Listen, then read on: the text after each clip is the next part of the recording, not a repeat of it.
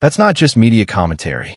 That's a journalist finally saying what everyone's been thinking for months. Yahoo Sports just broke ranks with the rest of the WNBA media establishment to call out something that should have been obvious from day one.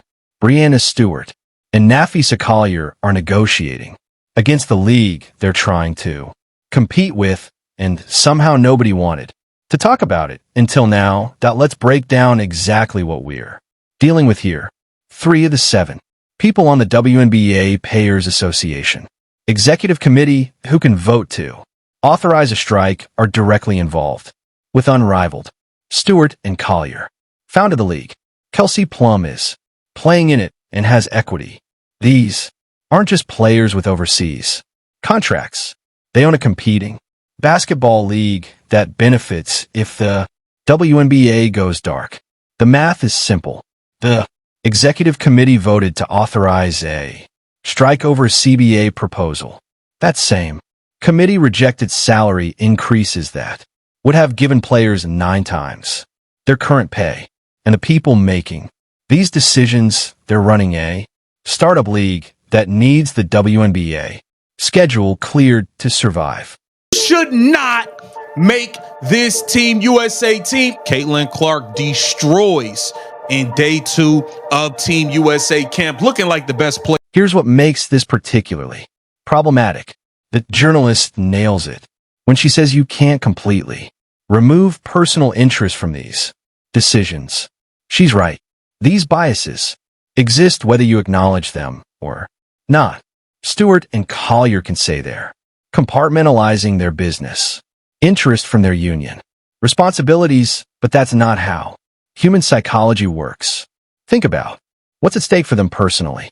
Unrivaled just completed its first season with minimal buzz, no major stars, outside the founders' circle, and a format that hasn't caught fire with fans.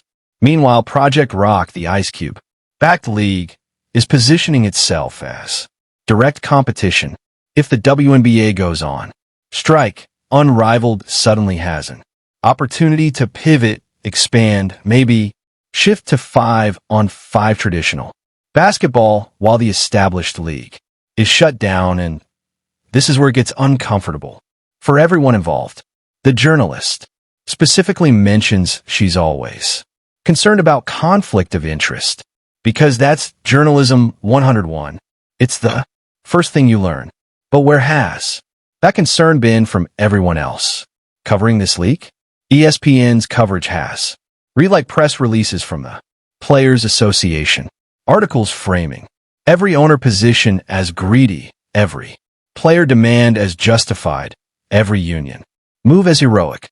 Nobody's asked the obvious question: why are the co-founders of a competing league in charge of deciding whether the WNBA shuts down for... Well, Coach, you got out to such a hot start. How did they start to come back? What are you wary of right now? Well, their defense is so good. They're all over our ball handlers, and really, it's a physical game, and we've got to be able to withstand that physical play. Some of that physical plays in the post. How do you get Monica more touches? It's going to be a heck of a second half for sure. Thanks, Coach. Thanks, Howard. Now let's talk about what the owners are thinking. Right now, put yourself in their position. You're negotiating with a union that's authorized to strike. The proposal on the table would cost the league $700 million according to financial projections. You're offering salary increases that would multiply current pay by 9 times. And sitting across from you are people who literally own a business that competes for the same players, the same sponsors, the same television slots. How do you negotiate in good faith when you know the people on the other side have a financial incentive for your league to fail? How do you trust that their rejection of your offer is about fair compensation and not about creating an opening for their own venture? This isn't speculation.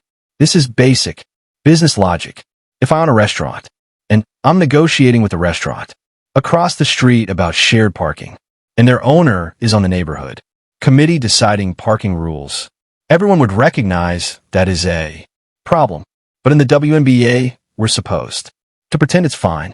was just, it was one injury, and then it was like a little better, and then it kind of continued to compound and get worse, and other things pop up, and then I had the ankle injury. So it feels nice, kind of feel like myself out there and just continue to get my lungs back. But I felt like I was moving really well. So it was. Here's the nuclear option nobody's talking about yet. What happens if the owners decide to lock out the players instead of waiting for a strike? Just shut it down.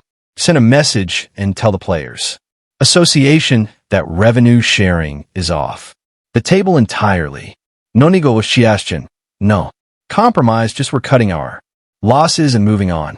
Suddenly that imaginary picket line becomes very real, and you're going to find out quickly who's actually committed to union solidarity and who's willing to cross that line for a 9-time salary increase. Players like CaitlinClark and Paige Buckers aren't stupid.